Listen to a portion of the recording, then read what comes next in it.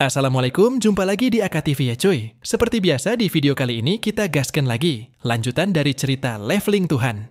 Sebelum itu, terima kasih banyak atas terakhiran kopi yang kalian berikan kepada Mimin. Semoga kalian diberikan kemudahan dan kesuksesan dimanapun kalian berada. Dan bagi yang ingin mentraktir kopi atau memberikan saweran, linknya sudah Mimin sematkan di deskripsi video. Oke lah, nggak usah banyak basa-basi, mending kita langsung gas aja ke ceritanya. Di cerita sebelumnya, Kim Yoo-won dan Hargan sempat berbicara masalah yang menimpa pada rekan timnya. Setelah mereka mengalahkan bos tutorial terakhir. Setelah menyelesaikan pembicaraan mereka, administrator yang sejak tadi menunggu akhirnya menampakkan dirinya. Walaupun Kim Yoo-won sudah mengetahui kehadirannya, tetapi Hargan yang akan pergi sempat terkejut. Sehingga Hargan tidak jadi untuk pergi, dan malah berbalik menanyakan siapa si Pak Tua yang seperti gembel di sampingnya. Kim Yoo-won mengatakan, jika si Pak Tua itu adalah administrator tutorial. Sekilas Hargan sempat berpikir, mengapa seseorang yang selevel dengan tanker tertinggi bisa ada di sana? Dan sontak dia menundukkan kepala sambil memperkenalkan dirinya dengan sikap formal. Tidak lama setelah itu, Kim Yoo-won langsung meminta hadiah atas pencapaiannya karena tidak ingin mendengar ocehan administrator mengenai Kim Yoo-won yang terus mengobrak-abrik tutorial. Lalu administrator langsung memberikan sebuah benda yang nampak bercahaya dan benda itu bebas Kim Yoo-won gunakan. Mau dia menyimpan ataupun menggunakannya. Itu terserah pada keinginan Kim Yoo-won. Benda itu disebut Dark Divine Crystal, sebuah pecahan yang mengandung kegelapan. Memiliki mana dengan atribut kegelapan tanpa batas, tapi dibutuhkan pecahan hebat demi melepas kekuatan penuhnya. Nama lain dari Dark Divine Crystal disebut dengan pecahan Helm of Invisibility. Salah satu item terkuat yang digunakan Hades, yang merupakan satu dari 3 besar Olympus. Dan termasuk item terkuat Olympus adalah material utama untuk menempa item tersebut. Item itu juga adalah salah satu item yang mesti ia dapat setelah kembali ke masa lalu. Tapi tidak ia sangka bisa mendapatkan itemnya secepat ini. Ia juga sudah mengetahui lokasi Divine Sea Crystal.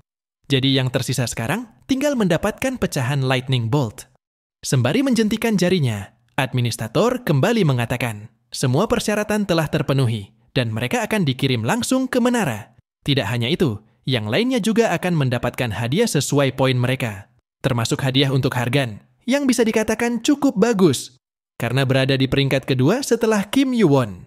Dan ini juga merupakan pertemuan terakhirnya dengan Kim Yoo-won. Pastinya Kim Yoo-won tidak berencana untuk membuat keributan ketika sampai di menara. Sembari tersenyum, dia mengatakan, dirinya kurang yakin jika menyangkut masalah itu. Mendengar jawaban tersebut, administrator mengatakan, ia rasa dengan semua yang dimiliki oleh Kim Yoo-won, tentunya Kim Yoo-won bisa mengamuk lebih gila lagi ketika di menara. Jika memang akan membuat keributan, mungkin tidak buruk juga bagi Kim Yoo-won, menjadi ombak yang akan mengguncang seluruh menara. Setelah mengatakan itu, mereka pun langsung dikirim ke menara. Di saat yang sama, sebuah pesan mengatakan, Kim Yoo-won mendapatkan 67.000 poin karena mencatat rekor tertinggi yang baru. Dia juga mendapatkan 50.000 tambahan poin. Tidak hanya mendapatkan poin tambahan, ia juga diberi hadiah tambahan berupa sebuah telur yang belum diketahui.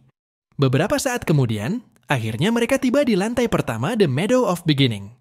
Tidak hanya mereka, tapi peserta lain juga telah tiba di sana. Sekarang mereka bukan lagi seorang peserta, melainkan telah menjadi player.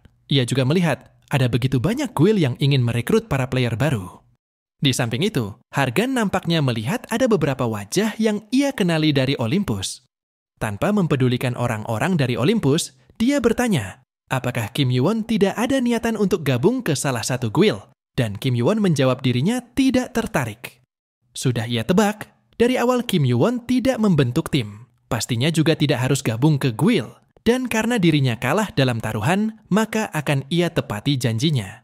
Tapi ia penasaran dengan apa yang dikatakan oleh administrator. Apakah terjadi sesuatu antara administrator dan Olympus? Lalu Kim Yoo-won mengatakan, Olympus yang Hargan kenal mungkin tempat yang adil dan menggunakan kekuatannya untuk mempertahankan tatanan dalam menara. Jika Hargan ingin mengetahui warna asli dari semua orang, sebaiknya Hargan mencari tahunya sendiri, karena Hargan tidak mungkin percaya meski ia memberitahunya. Setelah mengatakan itu, Kim Yoo-won langsung pergi meninggalkan Hargan. Tepat di saat yang sama, Hargan menyarankan Kim Yoo-won untuk mendaftar sebagai player agar mereka bisa saling berkomunikasi. Dan dia juga mengingatkan Kim Yoo-won supaya berhati-hati terhadap kelompok jakal. Padahal Kim Yoo-won lebih mengetahuinya ketimbang Hargan. Tepat setelah kepergian Kim Yoo-won, orang-orang dari Olympus yang dipimpin oleh Agamemnon memberikan salam kepada Hargan yang merupakan salah satu keturunan Zeus. Tentu saja Hargan mengetahui mereka adalah para pengikut Ares. Dia juga telah mendengar bahwasanya Ares telah menjadi High Ranker. Lalu dia meminta mereka untuk menyampaikan ucapan selamatnya.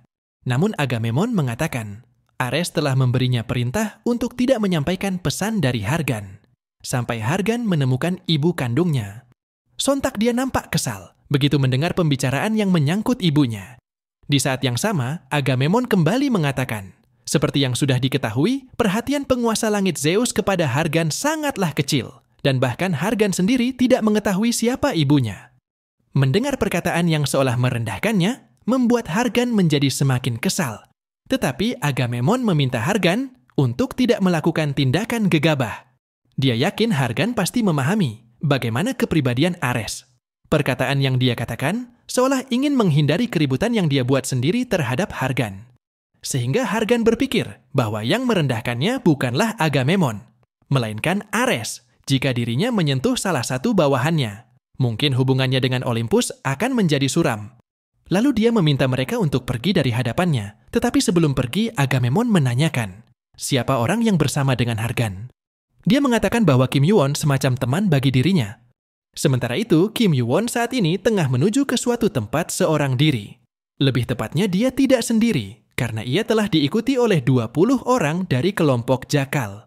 Kelompok jakal adalah orang-orang yang menyerah untuk bergerak ke lantai selanjutnya dan memilih untuk melukai dan merampas player baru di Meadow of Beginning.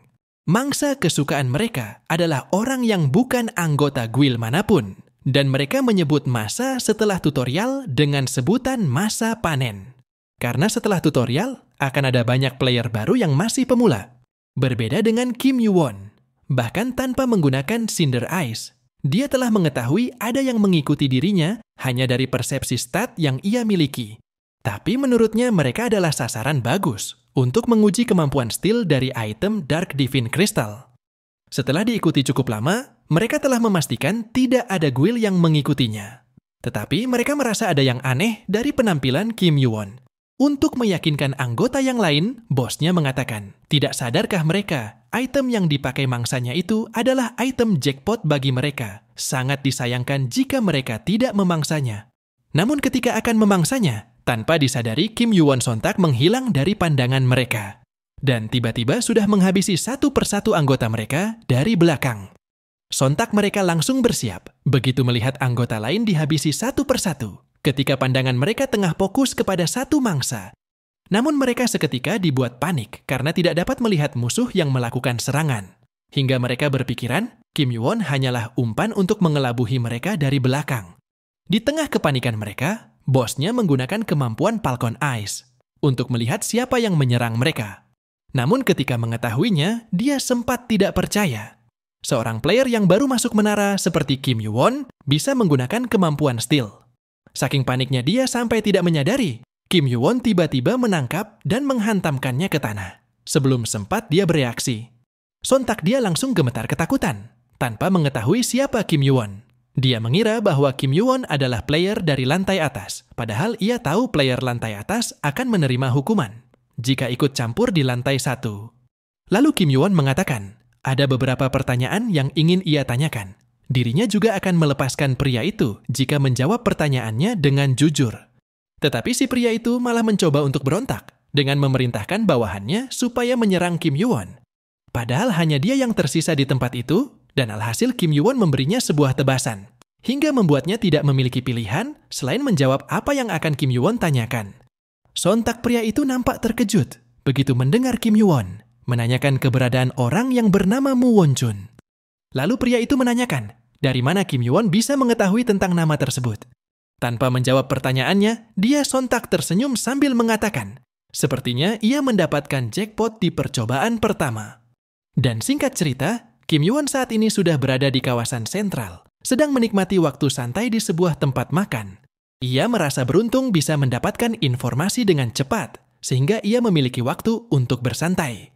Bisa ia rasakan bagaimana rasa capek yang terkumpul karena berusaha keras sejak dari awal.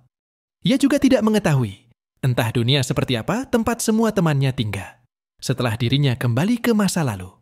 Tidak ingin terbuai dalam pemikiran itu, dia pun menyudahi lamunan tentang teman-temannya dan lebih memilih memikirkan kemampuan stealth yang ia gunakan pada kelompok jakal. Ia tidak menyangka item itu bisa bekerja pada kelompok jakal. Walaupun bukan kemampuan stealth yang sempurna seperti Helm of Invisibility. Dan meski kemampuannya sebagai user memang kurang, tapi hal ini juga karena itemnya belum ditempa.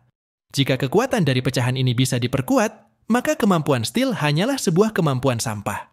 Entah sampai mana batas dari item ini, tapi masalah menempanya harus diutamakan. Bahkan Zeus bisa menggapai posisi penguasa langit dan menjadi raja dari Olympus, karena dia mendapatkan fragmen Lightning Bolt. Sedangkan Hades selalu bertarung dengan memakai Helm Invisibility. Kedua item itulah yang membuat Olympus saat ini dan masa depan bisa tetap bertahan. Dan sepertinya ia akan segera bertemu untuk yang pertama kali setelah sekian lama. Dengan satu-satunya orang yang bisa menempa item seperti ini.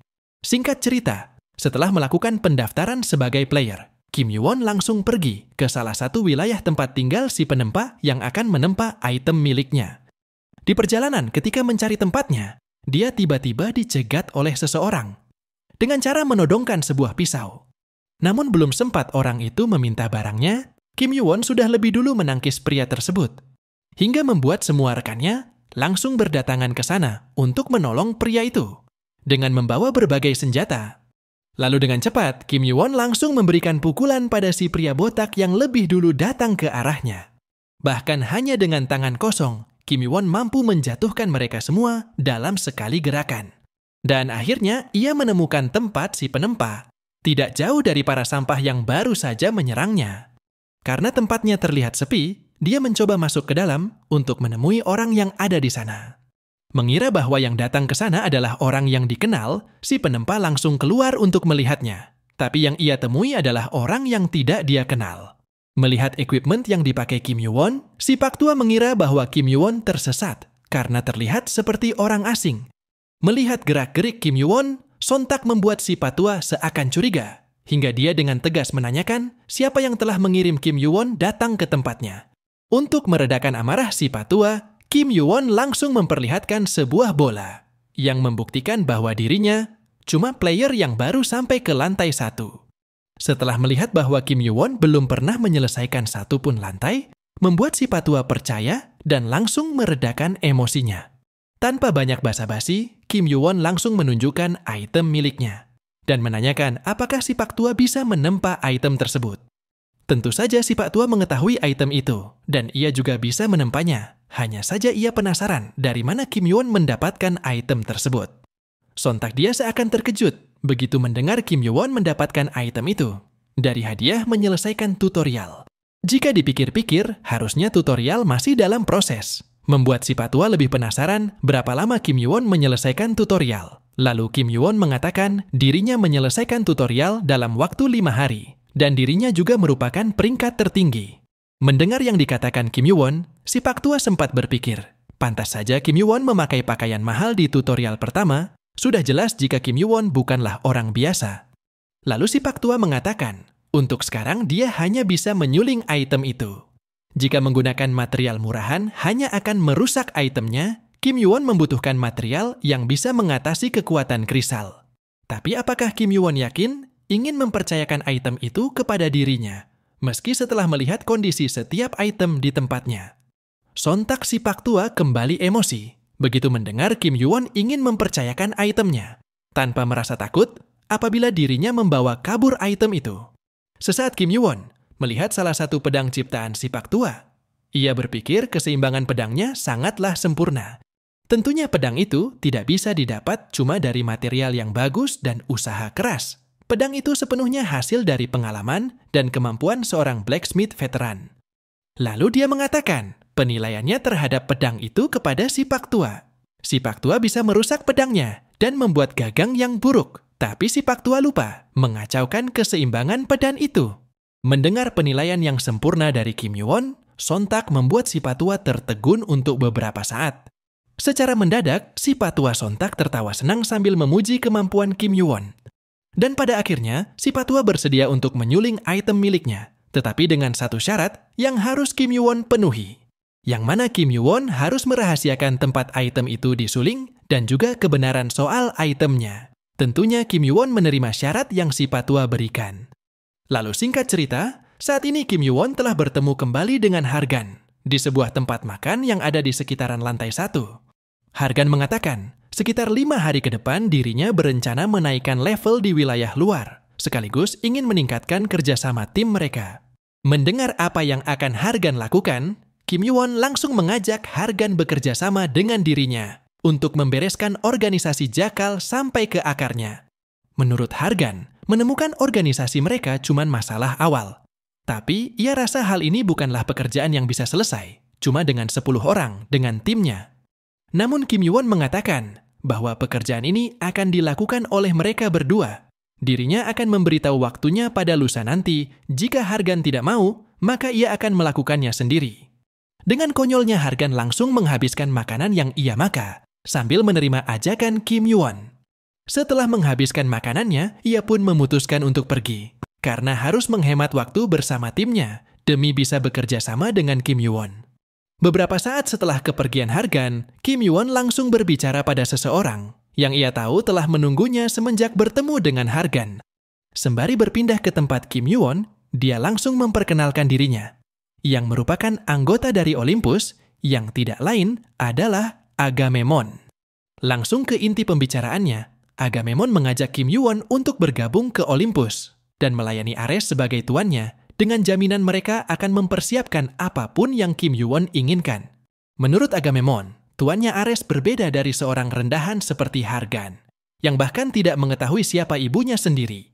Dia juga memberitahukan bahwa Ares adalah putra Hera dengan Zeus, sosok hebat yang sudah menjadi seorang ranker.